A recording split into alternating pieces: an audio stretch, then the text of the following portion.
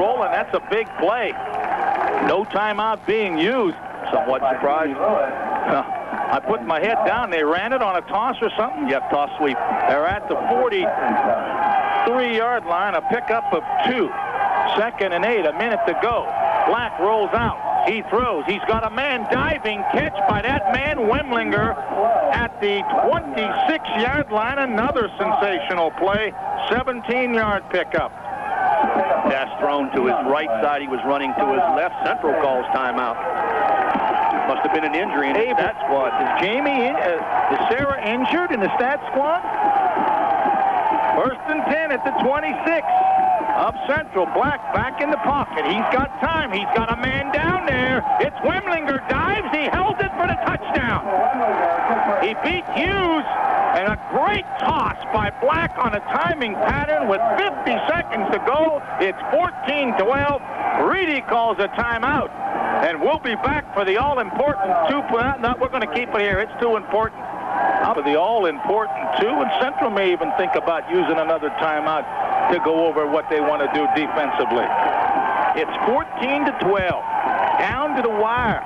Playoff implications strong. The team that loses is out. I got to believe. The team that wins is still in it. John, I think they're going to keep the ball in quarterback Black's hand on a rollout option. They got power eye right, unbalanced line. That means they're going to run right. They're rolling with Black. He's got blockers. He slips out at the 5.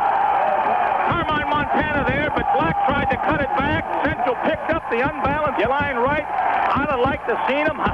The way Black's been throwing, I got to let him roll and look for the throw, not for the run. And Central holds and will look for the onside kick. That was my thinking exactly, because Central did a real good job of stringing him out and allowing inside pursuit. They had the outside people fairly well blocked. The inside, so that tension there.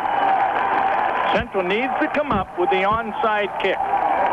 Claus in the second line, along with Danny Lewis, along with Robert Orsini, is the second wave. And D'Onofrio's there, too, 42. Right. D'Onofrio handles the ball a lot. The deep guys are Gary and Bracone, and they've got them at the 25. Kepper will be kicking off, and they're stacked up at the 40. 50 seconds ago, it's 14-12. See which way he kicks it. I think left. He does. Squirming, and Achibi dives on it at the Central 45-yard line, and that ought to do it. That ball did nothing at all but stay right on the ground. John never took one bounce, and of course that really is what helped Central. It didn't do anything but just stayed right on the ground. It was a worm burner. Achibi's a baseball player. He showed his good hands. So I'm not sure the timeout situation for Reedy. They've used at least one, but I think 2. If they've used 2, the clock is running. Central, all they got to do is fall on the football once or twice. I'll tell you one thing, John. These 2 football teams have gained a tremendous amount of respect for one another, because it's been a great football game.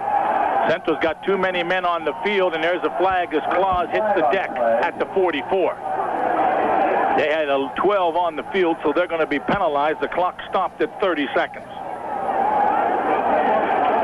Is that illegal participation? Yep. No? What is that? It is. Too many men on the field.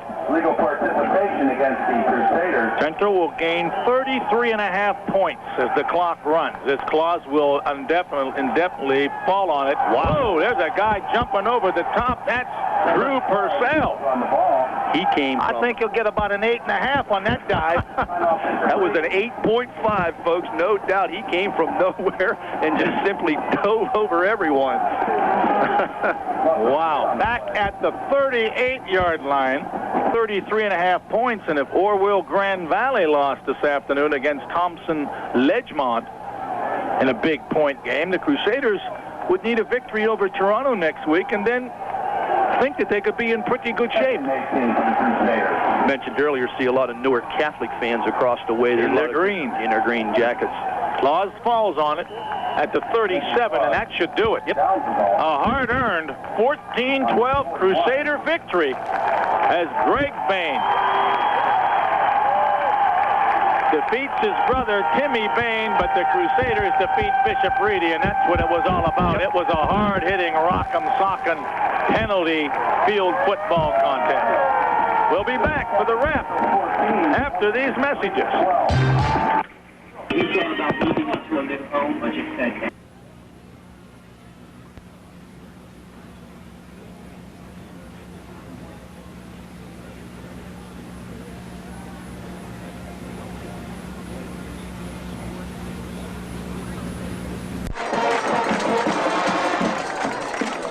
Tickets will be for sale at the school for the Toronto game at the treasurer's office Monday through Friday from 9 till 3.